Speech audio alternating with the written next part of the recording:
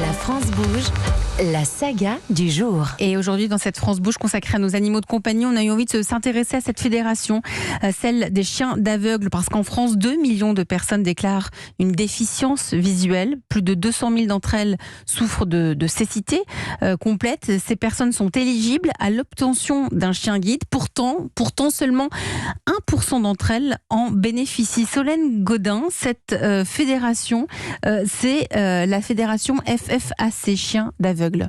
Oui, Elisabeth, et elle met du cœur à l'ouvrage depuis sa création. Elle a formé plus de 6000 chiens. On peut même parler de 6000 duos, Elisabeth. Ses compagnons à quatre pattes partagent le quotidien de leur maître atteint de cécité.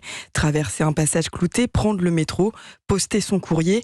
Ils sont dressés pour devenir leurs yeux. Une méthode importée par un ouvrier du nord de la France, comme nous le raconte Alexandra Blanchard, directrice générale de la fédération. C'est Paul Corteville, qui était un ouvrier dans l'industrie textile, qui, en 1952, a remis un chien guide à son ami déficient visuel. Paul Corteville va s'inspirer en fait de techniques nord-américaines et allemandes. Il va créer des centres Paul Corteville. Ensuite, il va y avoir l'école de Provence-Côte d'Azur-Corse qui va être créée. Et ces deux structures vont décider de s'unir pour créer la fédération nationale. Alors, depuis sa création, 12 écoles ont rejoint cette fédération. Et cet été, elle a créé le label Chien Guide France. Oui, c'est une certification qui garantit que le chien a un excellent comportement. Et comme on n'est jamais aussi bien servi que par soi-même, cette fédération élève ses propres chiens. Et la race star, Elisabeth, c'est je sais pas, Labrador. Le Labrador. Ah, mais oui. Et Ils sont tellement mignons. Ce label certifie aussi que ces chiens ont reçu un dressage dans une école membre de la fédération.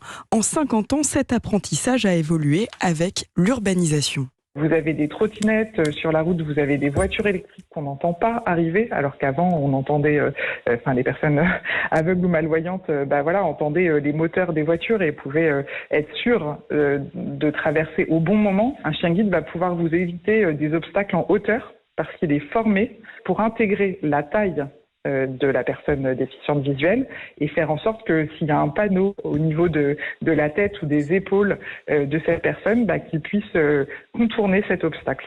Et ce sont d'ailleurs les seuls chiens d'Europe à être remis à des mineurs déficients visuels. Mais alors combien coûte un chien guide, Solène ?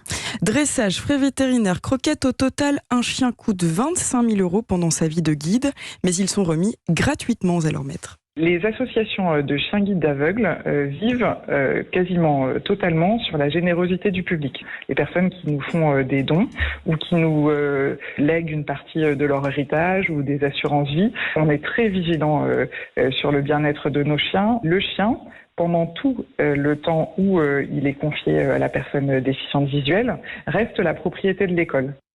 Et après 9 ans de bons et loyaux services, figurez-vous, Elisabeth, les chiens guides ont le droit à une retraite paisible dans une famille d'accueil.